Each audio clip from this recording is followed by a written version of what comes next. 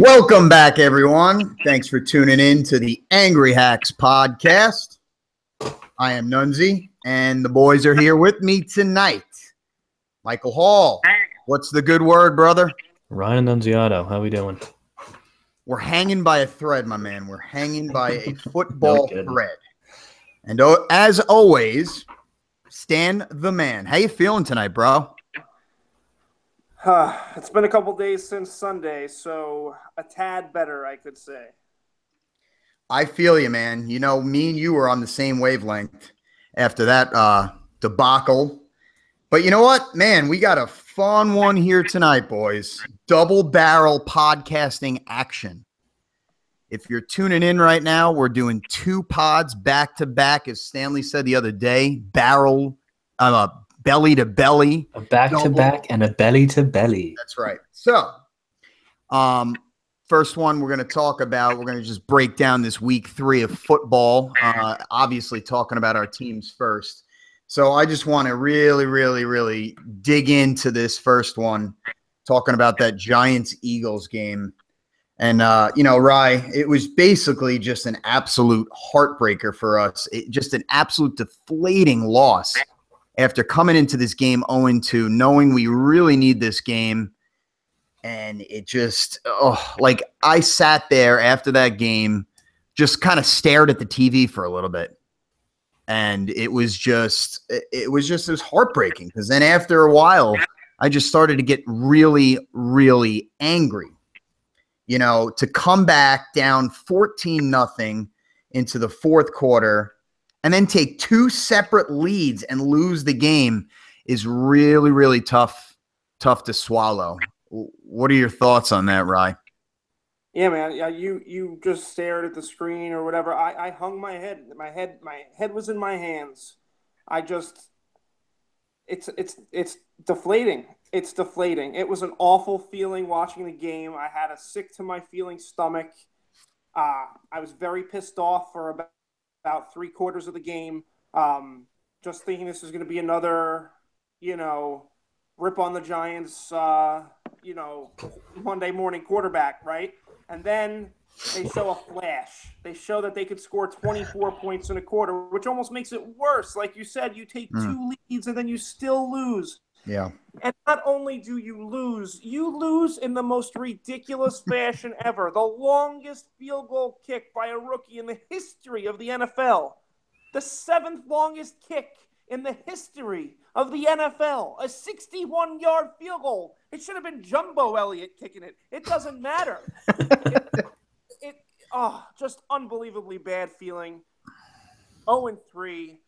Hanging on by a thread. You hear it again. Like I said last week, 10% of the teams that go 0-2 make the playoffs. I think only 2 or 3 teams ever have made the playoffs going 0-3. Yeah, I think it was like I just heard it before. It was like 2%, something like that, 2 to 3%. It's a really low number. But like you said, man, I mean, when you lose on a 61-yard field goal, it just shows for some reason we weren't meant to win the game after coming back all those times. We just weren't meant to win it. And I got to give it to, and I hate to give credit to anybody affiliated with the Eagles. I really do. But I'm giving credit to Peterson, the head coach. I am giving credit to him for sticking a second-stringer rookie kicker, because mind you, you remember their kicker got hurt for the season, right? Isn't he out for the season? Yeah, I think he's out for the season. So they had to bring in this other kicker who you said is a rookie. So he puts him out there to kick a 61-yarder. That's insane.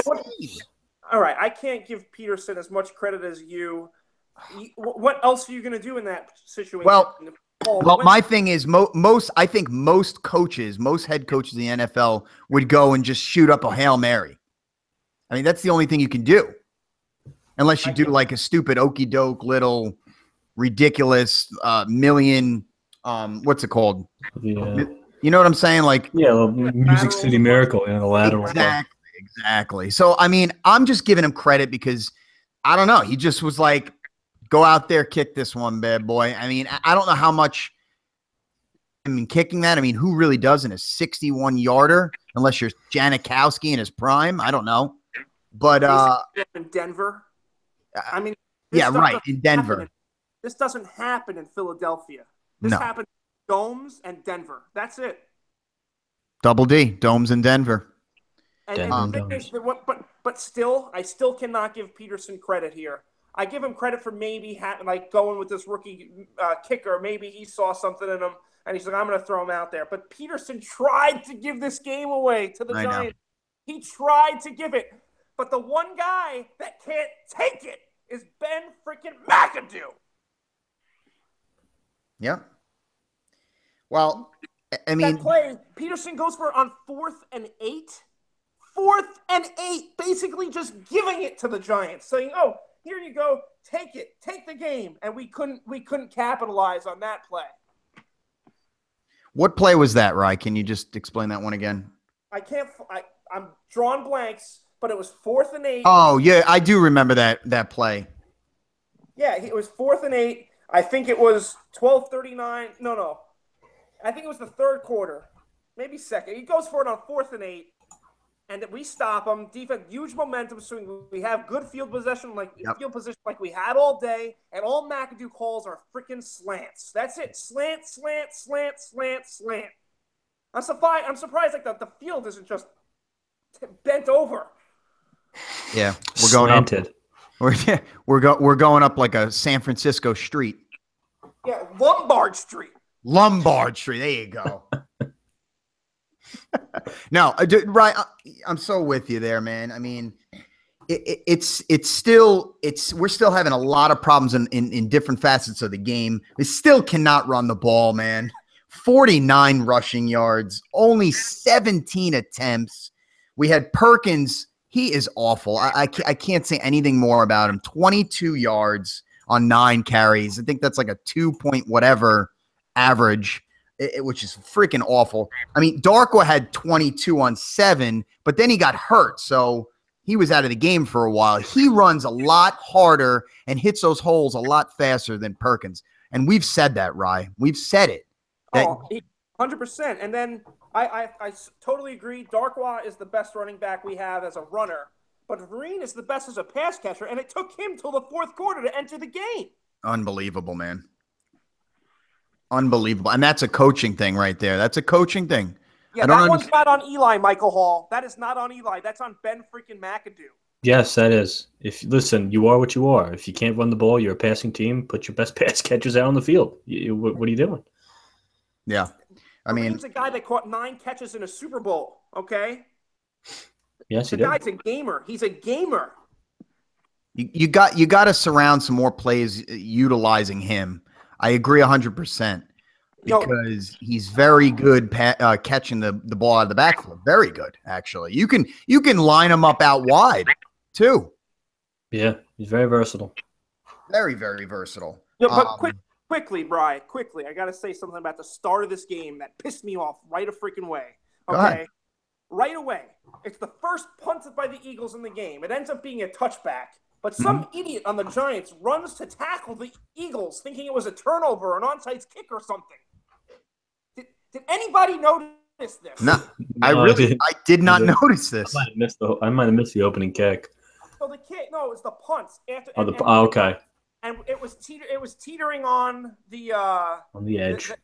The goal line. And it was like 3 guys touching the ball at once, and we ended up getting the touchback, which worked out for us. But it really could have been down at the half-yard line or even less, the 1-inch line. Right? But in the process, they throw the ball into the field, and one of the Giants, before like the call is officially made, runs to go get the freaking ball. I was like, what are you doing, you jackass? And right from that moment, I'm like, shit. Here we go. Here we go again. And sure enough, we did go again because in the first quarter, we have a nice 3rd and 6 play, and Odell, ball right in his hands, dropped. Bad drop. Yep. Bad drop. Yep. I'm gonna give a weird. I'm gonna give some weird credit right now, and I'm gonna give it to the offensive line, Mike. I know you want to laugh right now, but you know how many sacks they let up? 1 or 0 or 0. Yeah. 0 sacks. And I think it was Dave who mentioned it in the group text that said, guys, the Giants haven't let any sacks up yet. You didn't really hear Eric Flowers' name getting called. That's a good thing. I'm stopping you. Not for that, but you just wait until I get to Mr. Flowers. All right, yeah, he doesn't get off scot-free. No, he doesn't.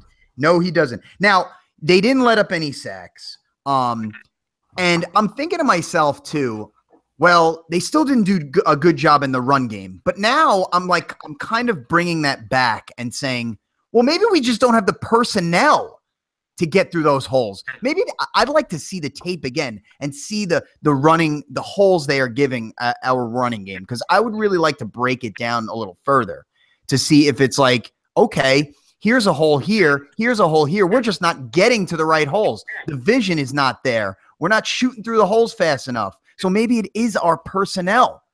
You know what I'm saying?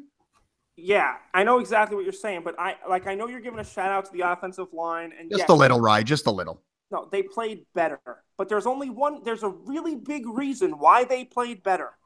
Go ahead. And I can't believe I'm going to give credit to McAdoo a little bit here, but I am. He came into this game. We said that a change needed to happen. The change made. This offense was up-tempo. This was an up-tempo. There was an uptick in the offense. Eli was getting rid of that ball like faster than hot butter on breakfast toast. Like, that thing it was melting away, all right? He was throwing the ball so fast, it didn't give him a chance to get hit. That's why he never got sacked. Yep. He didn't get sacked because he got rid of the ball so fast, and the offensive line honestly didn't have much to do. But if you look back on some plays where the offensive line did have things to do, they made mistakes. Yeah. Third and inches with 4 minutes to go in the first quarter, they pitch it to Darkwa, and Eric Flowers lets the guy go right past him. Oh, that's a play call too, man. No, I agree. You can make that play call to a more established running back and a better offensive line. You don't make that play call to, was it Darkwa or was it Perkins? No, it was Darkwa. You can't do it with Darkwa and a fucking ridiculously terrible offensive line. So I think that the offensive line was better. Flowers played better, but it was more to do with the uptick in the tempo. Maybe if nothing else, maybe this can build some of Flowers' confidence, because confidence does do things to players. So maybe he looks back at this game like, I definitely played better here, but clearly it was the way the Giants planned it. McAdoo, if you notice a couple of times, also had 2 tight ends lined up on the left side. We talked about that. Yep, and he did it. He had Ellison and Ingram there at times, and it was clearly to be there to protect Eli, to give Flowers some help. Yes. Very good point, because it was one of the big things that we were talking about. How can we protect our quarterback? And that was one of the things. And yes, we did see it out there on Sunday a few times, which was great. But there's still, you know what it is. And you say maybe it gives Flowers some confidence going forward. That's all we can hope for, because Rye, guess what? He ain't going anywhere. We obviously have nobody better than him, or we're not giving anybody else another shot over there. Flowers is the left tackle of the New York Football Giants for this season, and we have to deal with that, because I don't think anybody else is going to take that spot unless he gets hurt. So let's hope it gives him confidence, man. I'm all for it. I want him to be good. I rip him because he sucks. So, I mean, if he can improve, then I'll be all over it, man. I will be in his corner. But that's how we are. That's how we are as fans, as New York Giants fans, man. You know, we're on guys when they suck, and when they're doing great, we're back on their train. But that's how sports are. We all do it. We all do it. Now, Rye, I've got a bone to pick with a piece of our team. Okay? And it's a bone that I never usually use for this part of the team, ever. Supportive for them. But it's the defense in this game. I got a big bone to pick with them. Once again, for the third straight game, we did lose the possession. We lost the time of possession again, which sucks, which means the defense is out more than the offense. Okay. But here is what I'm very annoyed about. We gave up. We took 2 leads in the fourth quarter. 2 leads and gave them right back. And that pisses me off. So we take the lead on Shepard's awesome 77-yard scamper TD. So after that, Rye, that's 21 unanswered points, right? Yep. So we take the lead on that, 21-14. Dude, we have all the momentum now. You heard the air come out of that stadium after that touchdown by Shepard. The only one speaking up for those Giant fans out there. So we take the lead. Next drive, the Eagles gets it. The defense let the Eagles march down the field and tie the game on 4 plays.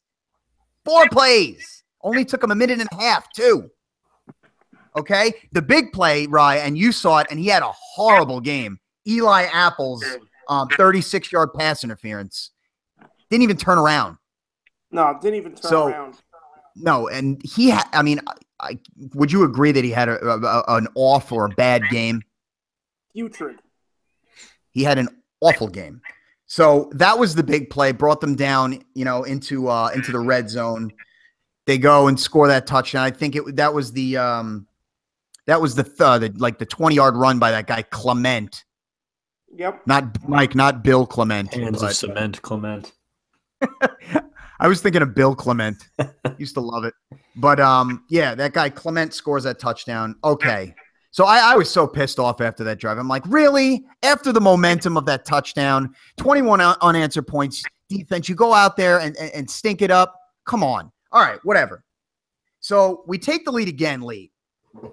Take the lead late on the field goal by Rosath. Okay.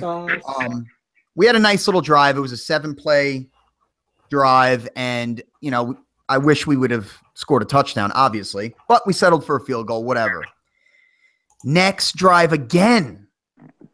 Defense again lets the Eagles come down. Again tie the score. Now this obviously was just a tie, so it was a field goal, but they let them march down. So 51 seconds left. They tie it up, and we get the ball back. But Rye, oh my God, after a great fourth quarter of offensive play calling, I know I'm saying play calling, and offensive production, our offense puts up one of the most putrid possessions I've seen this year. And Michael, here it is. That involved 2 straight penalties by Eric Flowers. Yep. Okay. He had the 5-yard illegal shift. That was the first one. And I think that was after on first down, we had like an 8-yard pass play. So it was second and 2 or second and 3. I think something like that. Yep. So he gets called for the 5-yard illegal shift. Then the next play is the damn holding penalty. With 32 seconds left, a holding penalty that makes it a third and 18. Yeah, something like that, right? And then we get 17 yards there, which actually the play, we almost had a chance for that first down. But if Flowers doesn't commit that hold, who knows what happens? Who knows what happens? And then I don't know if you noticed this, Rye, after – what was it? I think it was after the hold? McAdoo calls timeout. Yes. And wait. So it's second and 18. He calls timeout. I didn't like that. I didn't like it. To be honest with you, at that point, after those 2 big penalties, just kneel it or do something to run a play, run the clock, or something like that, and let the time go down. I mean, obviously, Peterson's going to call timeout, but you got to waste the clock because at that point, it doesn't seem like the drive's working. So don't further the bleeding. Right. And there was so he takes the timeout and stops the clock. Yeah, I think there was a play on that drive too where Vereen finally got some action. I think ran out of bounds. I think it was a 2-yard gain early in the drive. So I get him going out of bounds. But if you didn't go out of bounds, we don't lose the game at the end of regulation. Right. Well, but after that, it's 4th down. We have to punt, and Brad Wing shanks the most awful punt. Ugh. I think it was like a 20-something yard punt. Dude, it was 28. terrible. 28-yard punt. Dude, Wing is good. When he punted that, at first glance, I was like, oh, man, maybe he got tipped. And then they showed the replay from behind. It's like, nope, total shank. Nope. That's what Total I said shank too. on I'm like, the it side must of his have been tipped. freaking foot. The thing is, I had Brad Wing like early in the game. I thought he was what kept this game going for us. We were only down 14-0. His booming punts were so good, and I never would expect him to make a punt like that. He's been one of our best players. What's with his hair? Oh, the Wow, Odell hair? Yeah, he's boys with him. barbershop? Dude. They're going for the LSU yellow. Is that the Tiger? Apparently. The Bayou Bengals, huh? Whatever. It's dumb. It was a dumb punt. Punt the ball better. Dude, he's a good punter. Right, you're so right. He's playing the field position game, and it was working. And then the biggest punt of the game, and he shanks it. So bad. I'm like, it had to have been blocked. Like Brad Wing wouldn't shank one. Oh, yes, he did. It was fucking terrible. Well, so after that shank, so it gives the ball to the Eagles with 13 seconds left. That's not a lot of time, guys. That's not a lot of time. How many plays can you really do with 13 seconds and stop the clock? You should still be all right. Should still be all right. So their first play is an incomplete pass. So there's 7 seconds left. Good start. 7 seconds left. The defense, oh my God, here's the other play that pissed me off. The defense lets them get 19 yards, gets out of bounds. Our two D-backs run into each other. Did you see that, Rye? Of course. They ran into each other. It was a laughing stock. Worst time of the game for a shitty punt and then that. So, go ahead, Rye. Shouldn't you be playing like some umbrella D? Let them get like 10 yards, but you can't let them get more than 15. No. But even that, we look at it, and even that, there's 1 second on the clock, which I'm actually kind of with Jay, and I really thought that the clock went down to 0, to be honest with you. But I guess you can't really trust the Fox clock. I don't know. But so with 1 second left, I'm still like okay for a second, and then he's like, so Peterson calls for the kicker to go out there, and for some reason, guys, like something in my gut was like, this guy's gonna hit it. I don't know why. I know it's 61 yards. He's nailing this. Right? Why do you feel? You know why I thought he was gonna make it? Because I felt the same way. Right? When the camera showed Odell getting ready to catch it, I was like, oh, that son of a bitch. And because you know what? Odell, he did end up having a good game. He made a great play at one point, but he dropped 2 big balls in this game that were both first downs on 3rd down that he dropped that were good thrown balls. One was ridiculously easy. I think my 3-year-old son might have been able to catch it. Wait, my son's not even 3. At 2.5, he could have caught it. He's got good hands. It just, but when I saw him out there, and I'm just like, you know what? I don't really like you. Wow, Right, that is funny that you said that. Like you. I'm not excited that you're out. Like, don't like you. I know he's our playmaker, and I know that if it did fall short and he caught it, I'd be like, come on, baby, because I know he'd have a chance. Yeah. So I'm like, I don't like you. Now let me ask you a question, guys. This may be a dumb question. Can he jump and block the kick if it's close? I was thinking that. Why not? I don't. I think it's goaltending, guys. So they get the 2 points, right? 2 points. Yeah, right, you get the 2. I thought the same thing, Ryan. I'm like, oh, too bad. I don't think it is. Anymore.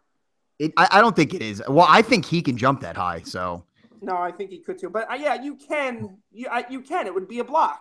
Can you sit on the goalpost? Can you sit there and just catch it? I don't think he can sit, but can he jump up? Can he jump up and block it? It's a serious question. Yeah, why not? It's the same thing. It would be the same thing as blocking it at the line of scrimmage. I don't think so, dude. I don't know. That's a weird one. I'd love to know. I would say 100. I would put money on this better than any pick I've made this year. I'd put 100% of the money on this. Bet the farm on it. I bet the half. Mike, what do you think? Do you think that's a legal play? I'm actually trying to look it up right now because I'm really interested. I'm really like Right. I don't know if you were thinking that. I was thinking that the whole time. Can he jump and block it? And I don't think he would have gotten it, but I think it could have been close. All right, I'm reading an article here. I don't know the source and if we could trust it, but it sounds like whoever wrote this kid looked it up. It is illegal. Illegal or legal? It says illegal. Can't do bullshit. I just lost my fucking house. Except in the rare instance where the defender catches the ball cleanly. Okay, so like if you could jump up and snatch it and just like start running, so I guess. So if you catch it uncleanly, that's against the rules. That's like ridiculous. if you just swat it away, I think that's illegal. You can't Dikembe Mutombo it, but you can't bat a ball in the end zone.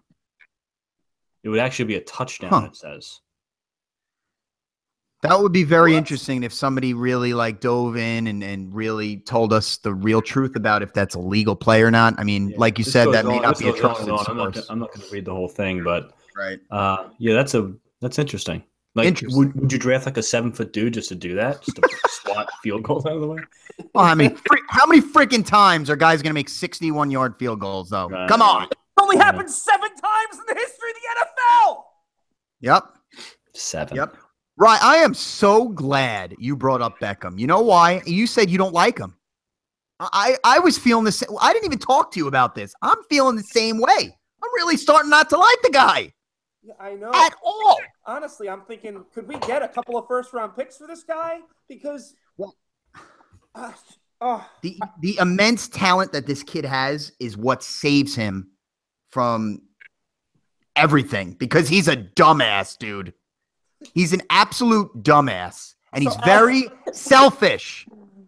So I'm writing notes in my book for this game during the game. I'm just writing plays that stood out to me, and one of the things I write, and it's clearly a couple of different plays written into one little line. Okay, you ready?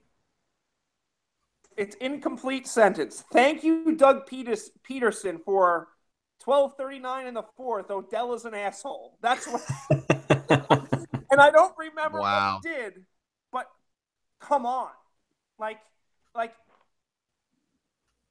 with a first down with 4 minutes left in the game, it was a first down. He drops it, but then he makes these 2 plays. He makes the first touchdown, which is the one I'm primarily pissed about, because he makes this play. He gets the touchdown. It's a slant, because what else are we doing out there? But he gets the touchdown, and he does this freaking thing on the field where I'm like, what the fuck is he doing right now? What the fuck is this dickhead doing? and I look, and it looks like he's freaking. I didn't know what he's. I didn't know if he was doing yoga, if he was sweeping the leg, and then I realized he's fucking pissing on the field like a fucking dog. Sweeping the leg. Yeah, there's like fucking Karate Kid, like put him in a body bag. I didn't know what the fuck he was doing, and I'm like, this fuck face is gonna fuck this up for us. And I'm just fucking furious. I'm furious with this guy.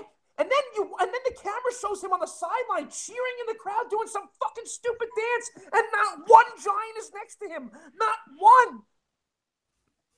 Well, I'm You're glad still losing. You're still losing at that fucking time.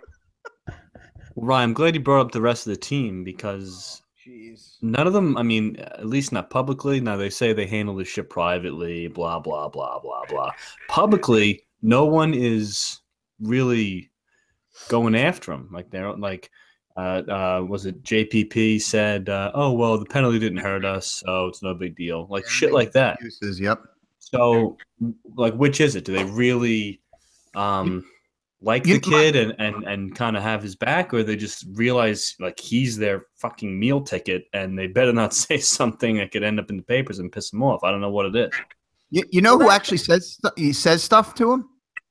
Or says stuff about him? It's Eli. He's the only one that comes out with comments. I mean, are they like really bad towards him? No, he says the right thing.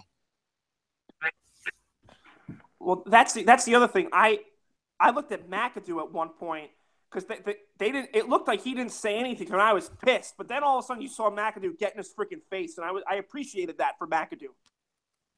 Well, Right. Just to go back, I mean, your rant was totally worth it because it was, you are totally correct, man.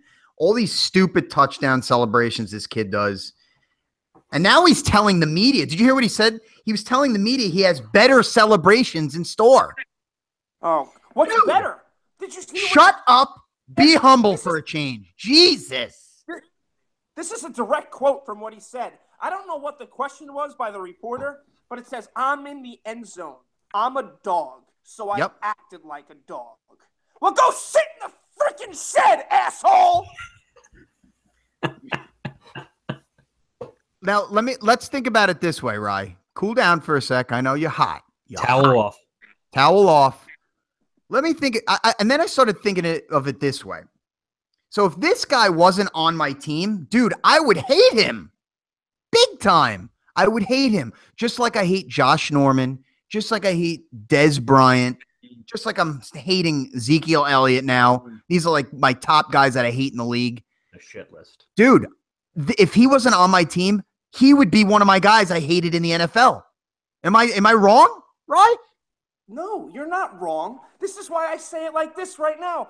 When I saw that stupid mug and Goldilocks hair that he has at the end of the game, I said, you know what? I really don't like him. If he wasn't on my team, I fucking hate this fuck. That's what it'd be like if he wasn't on my team. But he's on my team, so I really don't like him. Yeah, I know. Now, how about an outsider's perspective? So Mike, being a Green Bay fan. Wait, one more thing, Mike, all right, before go ahead. you go. Go ahead. I do have to say, watching him dance on the sideline by himself, I did kind of feel bad for him because as much I know I'm saying this, I know I'm ripping him, but I actually think there might be something wrong. And then I feel really bad that I'm ripping him. I think there might be some sort of chemical imbalance.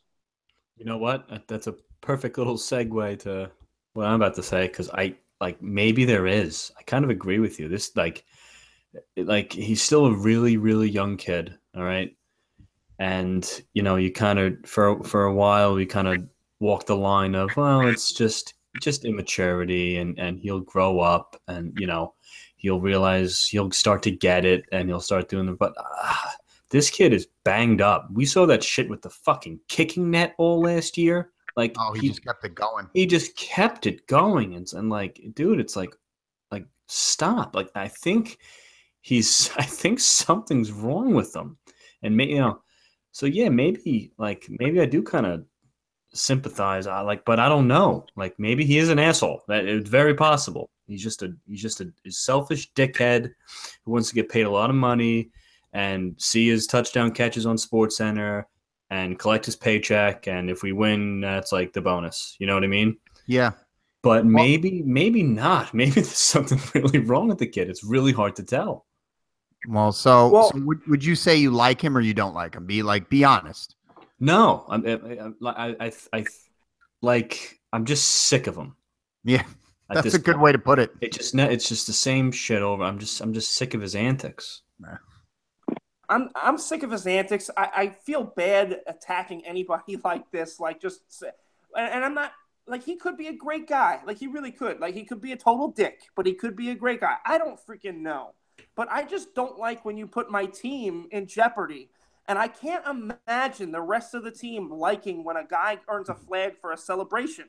Now, if you catch a touchdown and you celebrate, I am for that. Mm-hmm. But when you catch a touchdown and you celebrate, and that celebration was clearly planned out for weeks and weeks or whatever, and you knew that you were going to do that ahead of time, you knew when you scored your next touchdown, you knew you were going to give your team a flag. You knew that you were going to earn them a 15-yard penalty. It's not like it was just a spur of the moment thing that just came to his head. This is a planned out action. And that's the shit that pisses me off the most. Yeah. He's I would say he's a very egocentric type of guy. He thinks he's the man. I mean, he wants to be the highest paid player in the league, which will never happen, by the way. Never happen. No. It's all about him. It's his world, and we're all just living in it. It's basically what it is, guys. No, I agree, Ryan. And the crazy thing is, I know that, we used to love Mike and the Mad Dog when they were together, right? Mm-hmm. And then when Mad Dog left, you have Francesa, and, I grew up with it, so I listened to him for a very long time. I don't listen to him as much anymore. It's the end of his line. But I don't know if you guys know this. He used to have Odell on the show. And then one day he made comments about Odell. And nothing like I just said, just regular comments that you could say on the airwaves, not like on a podcast. Thinks he needs to change his attitude and whatnot. And Odell hasn't appeared on the show since because he personally, and he can't get over the fact. This, like you said, this guy holds grudges stuff in.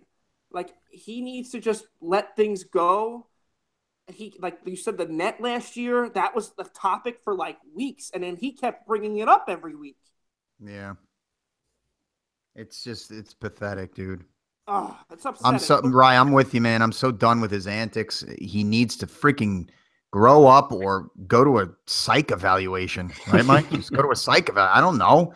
You're right. Maybe something's wrong with him. There's some sort of chemical imbalance. Odell, if there is something wrong, like, I hope that you get the help. I hope you do. I don't want this to be the case. I want to love you. You should be my favorite player ever because you are the most gifted and talented on our team. But I'm sorry, just that's not all it is for me. Yep. No. He is the most talented player that the Giants have ever had. The talent that he has, there's nobody that beats him. So in the 8-year-old to like 12-year-old demographic of the country, he is probably, other than like Tom Brady, he is the most known football player. 100%. Most popular. Yeah, I would agree. In that demo, they love him. And they love him for his sick catches. And we'll get to that second touchdown because that touchdown was an amazing play. It was an amazing grab. So the kids love this stuff. This guy is loved. He is a role model for these kids. But then he does this. I'm going to piss on the field. Yeah. It's just wrong. And I know it's hard to put a kid, like you said, he's a kid, to be put, like, to be, he didn't ask to be a role model, but when you're in the spotlight and you love having that spotlight on you, you become you have to be a better role model. Right. Well, put it this way: if he is super sensitive to the stuff, like you brought up the Francesa thing, and I think that's why the net thing went on for so long because he reads all the papers and he reads all the negative stuff and he tries to work his self out of it or whatever. If you're going to be like that, then behave better. It's very simple. If you're so worried about what people think of you, then stop being a dick. Right. 100%. Perfectly put, Michael. You know what? He says the wrong things a lot too. I mean, this one doesn't even make sense what he said. They asked him about his TD celebration, the old dog thing. And he goes, he regretted the penalty, but not the celebration, the dog celebration. What does that mean? That's bullshit. It's bullshit. Stan, like you said, that he didn't just come up with that after he caught that ball. He knew, if I get into the end zone, I'm going to get on all fours and pretend to piss like a dog. And who in their right mind? Listen, that's going to get a flag. They had a whole seminar this summer about what's going to be what you can celebrate and what you can't. Because remember, the league is going to be like, okay, well, we can have a little more fun this year. Remember, I don't know if you guys watch any Hard Knocks with the Bucks. They flew. What's his name? Muscles. Who's that referee with the big muscles? Hockley. They flew Ed Hockley out to explain to them, and they would do certain celebrations and be like, that probably won't be a flag. Oh, that's going to be a flag. That's not going to be seriously. So to say that you didn't know that was going to get a flag, that's bogus, dude. So you knew you were going to do it. You knew it was going to get a flag. So you can't regret that it drew a penalty and not regret the action. Yeah. That doesn't make any sense. This kid is banged up, man. It is. He's banged up. You're so right. So when he says stuff like that and he doesn't think, it's just it boggles my mind. Like maybe there is something wrong with him. But it's as a Giant fan, my patience are wearing very thin on him. Yeah. And as much talent as he has, and as much as he has helped this team, he has also hurt this team in many ways too. You know, he's put us negatively. He's put the New York Giants negatively in the media more times than I've wanted. Oh my God. And it's just a trickle down effect. And how do you feel being a part of that organization when you have a crybaby and a showboat, a prima donna on your team? I hate it. Well, John Mara said that he doesn't like it. He's very unhappy with him as well. And you know what? I appreciate Mara for saying it because obviously he feels that way. So just say say it. And he did. And I appreciate that. He did, but will he do the correct thing and bring him into his office and discuss this with Odell? Because that's what needs to happen, which maybe it does happen. You know what? Odell needs, I don't know. He needs Jerry Maguire. Let's just say he needs Jerry Maguire. You're right. He needs Jerry Maguire. Well, let's just hope for the best for this kid. I mean, we need him. He played great again. I mean, the drops are pissing me off, but like you said, Rye, that second touchdown was just insane. It was an insane catch. Get his feet in there too. So I've got an issue with McAdoo still. And it has nothing to do with the fact that for 3/4 of this game, it was the same shit again. And I was pulling out the 3 hairs in my head that I do have. This one's going to cut to the core to you, Rye. I know it is. So you remember last week, Rye, when he called out Eli on that delay game? Yep. You remember it because you were fired up in the podcast. So this week, and this ties into Odell, this week they asked him about Odell's dog celebration. You know what he says? Let's not focus on that. Let's focus on all the good things he does on the field. Are you kidding me? Not kidding you. Oh, my God. But you know what? That should really piss me off. But you know what? That brings me to what Michael Hall's comment was last week about knowing Eli can take it. He knows. Right, you're right. He knows Odell can't take it. But as a fan, that really pisses me off that you're calling out one of my favorite New York players of all time. And then this kid, you're making excuses for him. No, I know. But Mike hit it on the nose. And talking about Odell today, that's why. He did it. He knows Odell can't handle it. And you know what? Being 0-3 in New York and possibly if he calls out Odell, maybe he loses the locker room, or maybe not calling out Odell loses the locker room. I don't know, but he's on the hot seat now. He's really getting there, man. It's heating up pretty quick. We had looking back at this game, dude. We left some points out on the field. Early in the game. Please, right, because I know this was something that you're really, really, really upset about. That first turnover on downs when we're down 7-0. Okay? Talk about that one. Well, it's almost like McAdoo had someone go to Vegas and found the craziest odds for the best bet you could make, the most amount of money. Hey, he's like, hey, buddy, what's paid out 5,000 to 1 or something like that?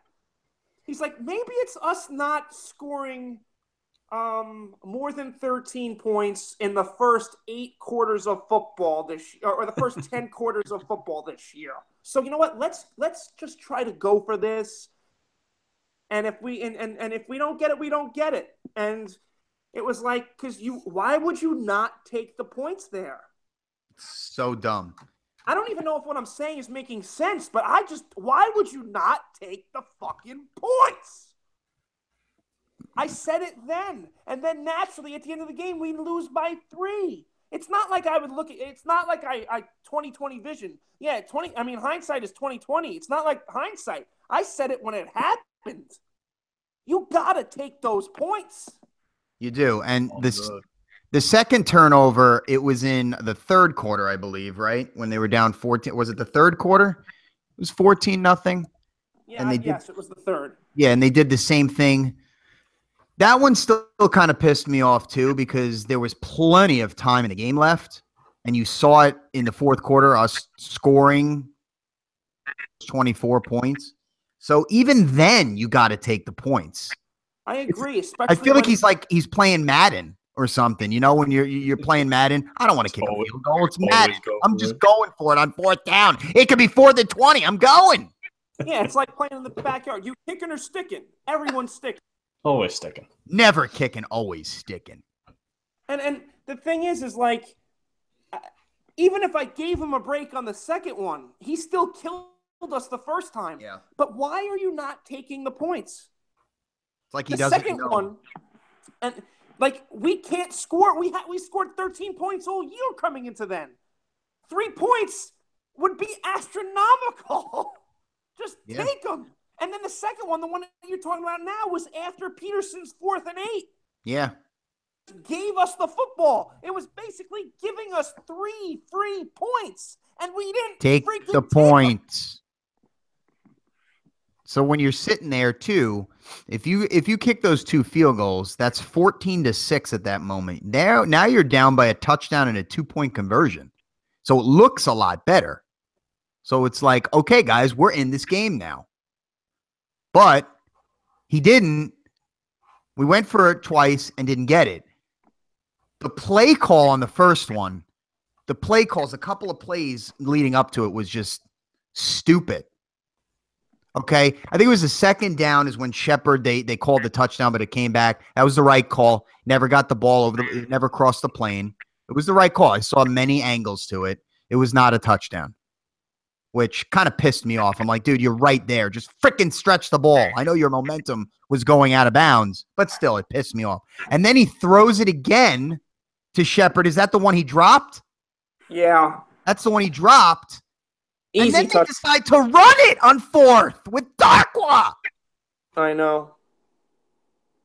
When everyone in the planet Run it on 3rd if you're going to do a run play, or don't run it at all. Well, what did I text you guys? And I know Eli's not great at this, and I know our offensive line sucks, but it was really close. All he had to do was just put his arms forward, and maybe a QB sneak gets the job done.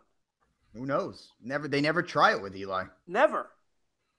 Maybe he's done it like 3 times in his career, maybe.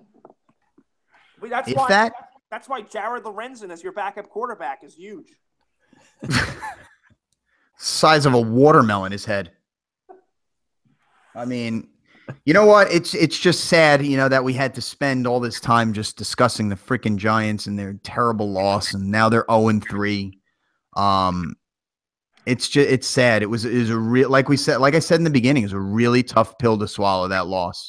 Really tough. How many times that night, Rye, did we keep texting each other with Dave too, that we were so pissed and we can't get over this loss? I'm still pissed. I mean, it was many times, but I'm still pissed. I'm still upset about this one. This one stings. This one doesn't just make me mad. This one like hurts my feelings. It does. You're offended. It's not slap in the face. It sucked. It really did. You know what? I know we're 0-3. I'm not giving up. I'm not. I know. In the moment, I'm like, we're done. But we always say stuff in the moment. It's tough when you're a sports fan and you're so passionate about your teams. I do it all the time. I just, you write it off and say, yep, they're done. But had a couple days to cool off a little. I'm still pissed and upset about the game and a little bitter, but I'm with you. There's still some fuel in the tank, hopefully. Let's not get on empty. We have a winnable game coming up, which we'll talk about in the next pod. But Michael Hall, the Green Bay Packers, they go to 2-1. Yeah. I guess the game kind of went the way I thought, in terms of Cincinnati definitely being able to move the ball for 2 reasons. We talked about the new offensive coordinator. We talked about Marvin Lewis. His job's always on the line. So I thought they would respond. We put a skeleton crew out there on the field with all the injuries, especially defensively. So Dalton played okay. AJ Green, got his for sure. 10 for 111 in the touchdown. But I think overall, defensively we did a good job. They ran for 110, but it was on 30 carries, so that's less than 4 yards a pop. Mhm. And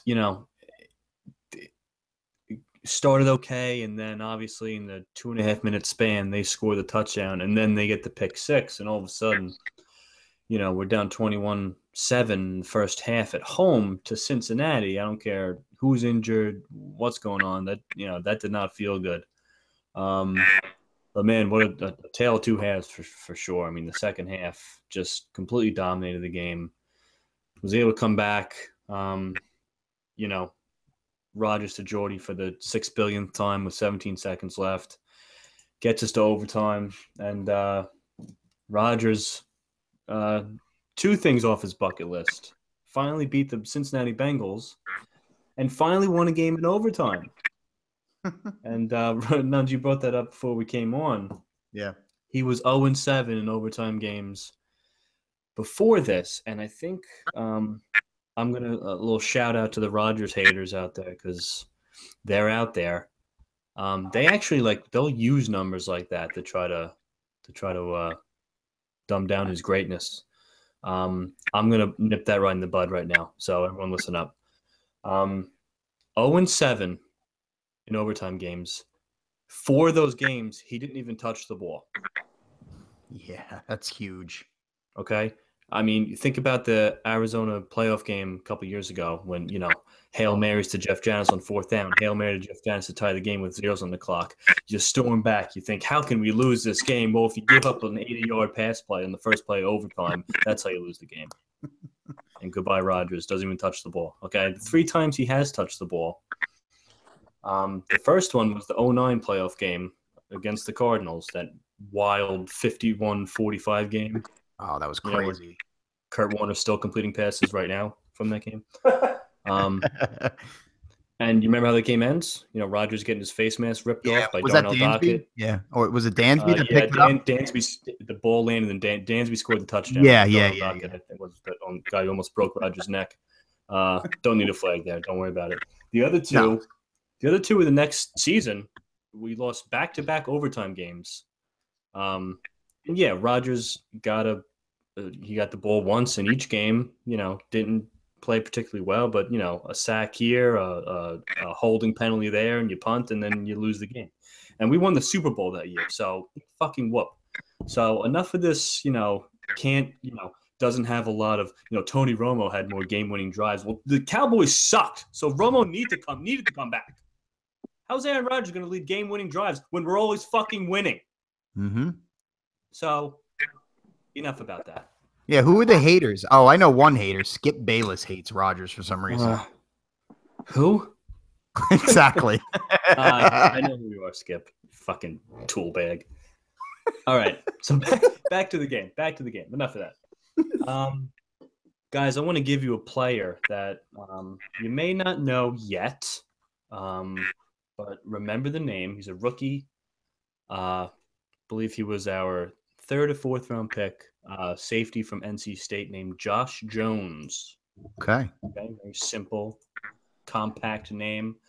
This guy was fucking like Lawrence Taylor on Sunday. Ready for these numbers? Safety. Go. Okay. 12 tackles, 11 of them solo. 11 solo tackles. Wow. 3 tackles for loss and 2 sacks. Wow. Josh Jones. Okay. AJ. And we needed someone to step up. I keep talking about, we were very thin on that side of the ball. And guys like Josh Jones, Blake Martinez played a great game. Kevin King, solid again. Mm-hmm. So they got the job done there. So, yeah, I mean, a game where so many injuries, we didn't have the starting offensive tackles. Kyle Murphy, definitely, he played well in Atlanta. He was definitely exposed Sunday. That kid, Carl Lawson on the Bengals, was an animal, and he's good off the edge. He had 2.5 sacks. The Bengals had 6 as a team. So So the offensive line was a problem. I think Rodgers was hit like 10 or 11 times. One guy I had to call out did not have a good game in the stat sheet, did not have a good game on tape. Ty Montgomery. Ty's got some weird numbers. Now, I don't expect us to run the ball well. I just mentioned the offensive line. Injuries, this and that. We don't run the ball great anyway. But he had 12 carries for 35 yards. Okay, bad, but whatever. It's 3 yards a pop. Receiving, he led the team in targets with 12. He led the team in catches with 8. Mm-hmm. Okay, so 8 catches. Guess how many yards he had on 8 catches? How many? 15. Are you serious? How is that possible? That's less than 2 yards a catch. Yeah. How is that? His longest catch was 5 fucking yards. I could see that being his rushing stats, but it's the weirdest stat line I've ever. So he had 20 touches and 50 yards. That's paltry. I know he's a little banged up. He ended up on the injury report again this week, and he's going to be fine. But 20 touches, 50 yards. Now, another thing. So that was the poor stat sheet effort. Now, let's get to the film, Ty. We talked about Kyle Murphy. He's a backup. He's really a guard playing left tackle in an NFL game, okay? I always talk about McCarthy. He's very stubborn, won't give his guys help. He tried to. Every single time Montgomery was going out for a route, his assignment was to at least chip Lawson, okay? He would, whiff. He would go to chip Lawson and just miss. Murphy would get beat, and then a pressure on Rodgers.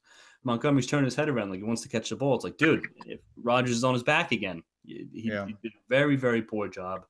We saw a problem. McCarthy tried to address it. Montgomery did not do his job. So he needs to play better because against Chicago, they can rush the passer too. So he's got to do a better job. So all in all, when you take all things considered, injuries, looking ahead to a short week that can affect teams. Sometimes they'll just mail it in. Being down 21-7 at halftime. And McCarthy football is winning the time of possession and winning the turnover battle. We did neither. We lost time of possession by about 5 minutes, and turnovers were 1-1. And we still won the game. So all the guys on the field, they sucked it up at halftime. They got the job done. Won a home game. We hate losing home games, and we avoided it. So obviously happy. 2-1. Got it done. Yeah, because the Bengals came as I expected them to. They moved the ball. Did a good job containing Mixon. He had a couple nice runs. Busted one for about 20, but kept him contained. AJ did his thing. But other than that, go Pack, go. Yeah, no, it was a really nice game. I watched it with my brother. Watched the whole game. And yeah, they were, like I told you, Mike, they were gonna force feed Mixon the ball more, and they did.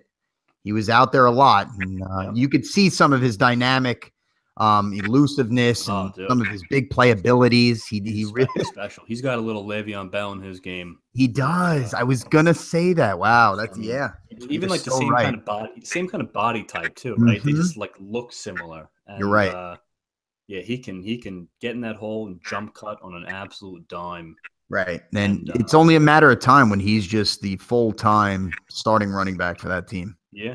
I mean, he had over 100 yards of offense on about 21 touches. So, yeah, exciting player. Yeah.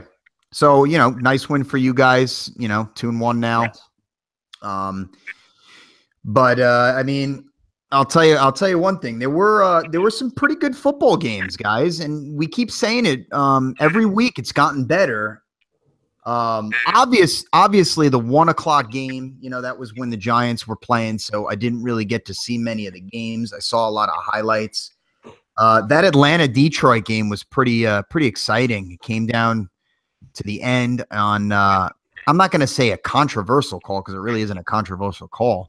Just a weird clock runoff at the end, which that's the problem with that rule's stupid. I get it, but I don't in the same sense. It kind of sucks, man. Yeah, but you know why it doesn't suck? Yeah. Because it was the Lions. I was just It was Golden Tate, and get this, it was 5 years to the day of the Fail Mary play. Was it really? No To shit. the day. So go suck some nuts, Golden Tate. You've had that coming for a long time, you piece of dog shit. You've Wow. had that coming. Eat Yeah. it. I mean, his knee was down before he broke the plane. Yeah, it's not like they even got robbed. The rule's stupid. That runoff rule is stupid, but I oh know. god, that made me so happy. I know it really is a dumb rule, but you know what? Were there 8 seconds left? So 10-second runoff. That's the game. 2 seconds. Stupid Oh, Lions. but it was a really nice. It was a really good game. Atlanta goes to 3-0. You know, they played on the road, but you know they played in a dome, so it's kind of like playing home. Yeah, it's not too bad for them. It's not too much different, but you know, like I told you, I mean, like we've talked about, man, that team has a lot of firepower on offense. They're going to be tough to play. They really, really are going to be tough to play, just like you guys saw in the playoffs.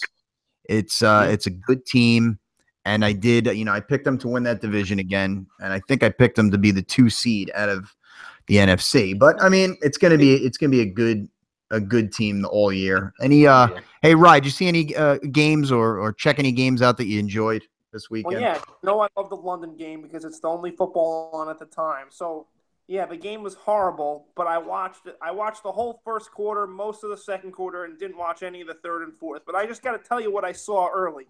Go ahead. Okay, Wembley Stadium. Okay, it looked like a freaking unbelievable atmosphere out there. This was the loudest game of the day that I was flipping channels through. The crowd was the loudest here at Wembley. Like, I don't know if it's that whole maybe pumping noise in there, making us try to think that, but I don't think so. They gave out like Jacksonville Jaguar flags to the fans.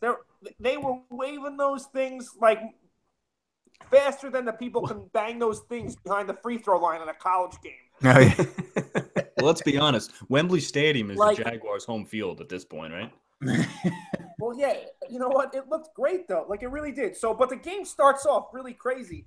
The first kickoff is out of bounds. Jacksonville kicks out of bounds. And I'm like, oh, here we go. Baltimore's coming. My pick is going to be fine.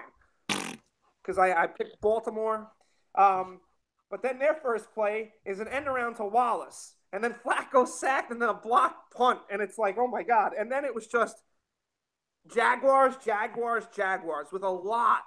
I'm talking about a lot of trickery. Yeah. End arounds.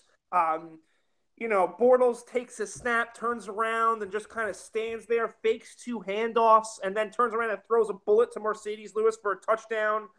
And, like, after the first quarter, Jacksonville had 19 plays for 170 yards, and the Baltimore Ravens had 9 plays for -1 yard. Oh, man. You know why that happened? Because the Ravens suck. They're Flacco. They're suck. Flacco threw for 28 yards. He's horrible.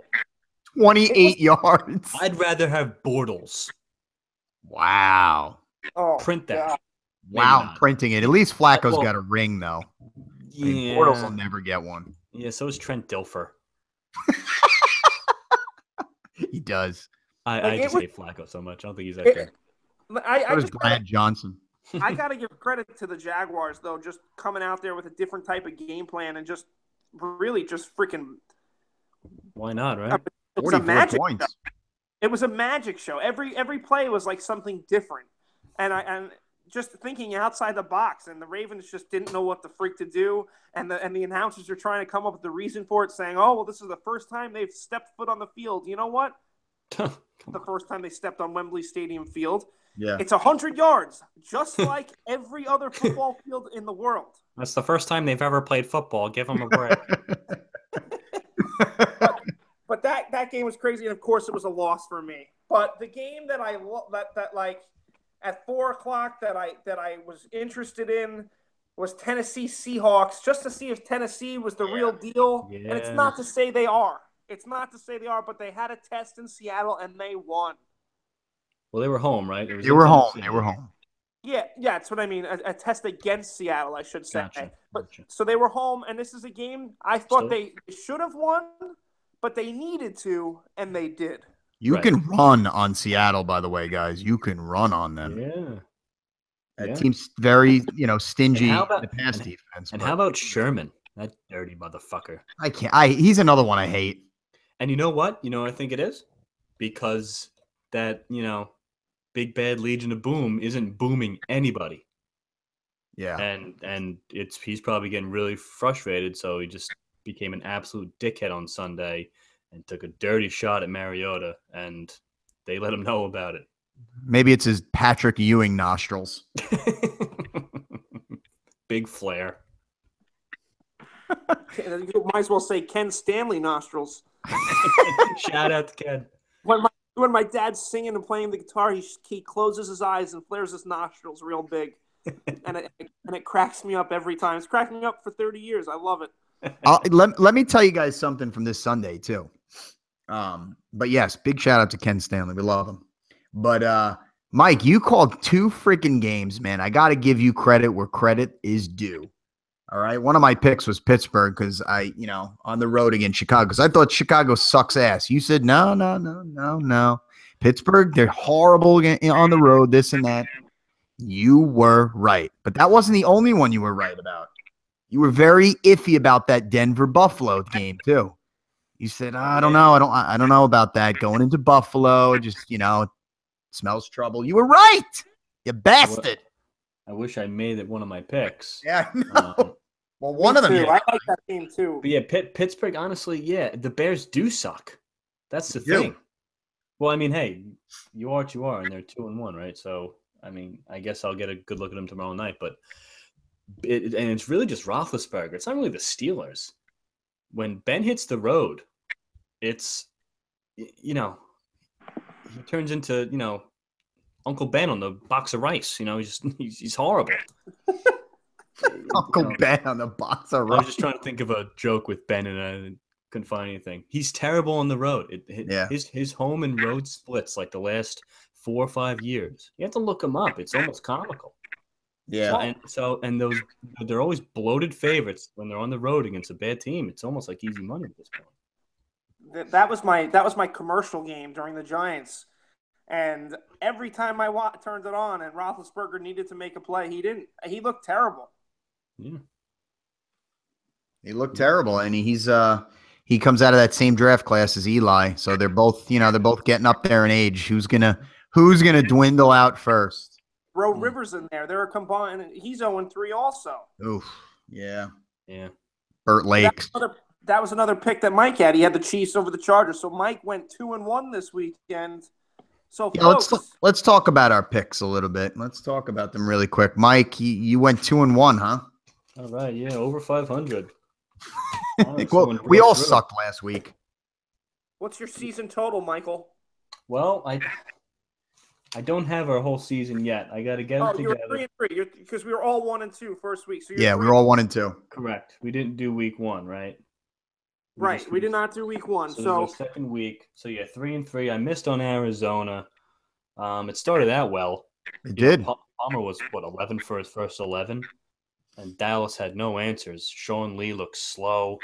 And I'm like, man, they're gonna cover this number. They may win this game outright. And I went to bed, and no, that didn't happen. I guess. Yeah. But still, 2-1's a good week. I'll take it. So how'd you do, Ryan? Well, I was going to say, I went 1-2, and the one game that I won is the game I'm most upset with is the Giants. The Giants covered the number. Yeah. They covered the number, but, and I lost Baltimore. Jacksonville destroyed them.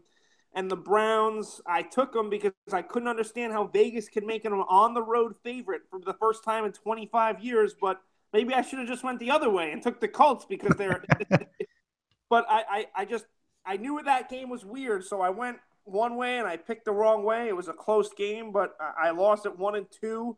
So now I am 2-4 on the season. And folks, Nunzi, he owes you one next week. Oh my God. 0-3, bringing me to 1-5. Yep, Mike, you got me. Got snake bitten on that Pittsburgh, Chicago. It was all over Pittsburgh. That was terrible. I guess I'm off the Jets because I said I'm going to ride the other team that plays the Jets until they lose. So that was short-lived. Jay Cutler. is Oh. dog duty. Dude, the Dolphins are not good. I'm sorry, Mike. I know you picked them. You I'm might sticking want with to them. Jay's gonna turn it around. God, they were awful. The You Jets guys are wait so and see. bad. You guys wait and see. Jay's gonna turn that ship around, baby. And then actually, Mike, your boys screwed me a little bit. I mean, they won the game but didn't cover. So Yeah, too tight there. is what it is. I thought they were going to crush in that game, but oh well. 0-3, and David Crudy is also 1-5 as he went 0-3 as well. So me and Dave are sitting at the we're sitting in the cellar. Bottom feeders. The cellar. But yeah. Long season. It's a long season. It's a long season, guys. It's a long season, but yeah, I'm hoping everybody enjoyed this pod. But guess what, boys? We're coming back for another one. We're coming back for another one. You can do that. What about you, Rye? You in? No, man. I'm back to back and belly to belly. Belly to belly. We're going double barrel on these tonight. Okay, so we're going to preview week 4. Give you our picks for week 4, and we'll have fun doing it. So get ready, everyone. We're coming back in a couple minutes. Take a quick break. We're coming back, and we'll just see you soon. That's all it is. Hope you guys enjoyed this first pod. See you guys soon.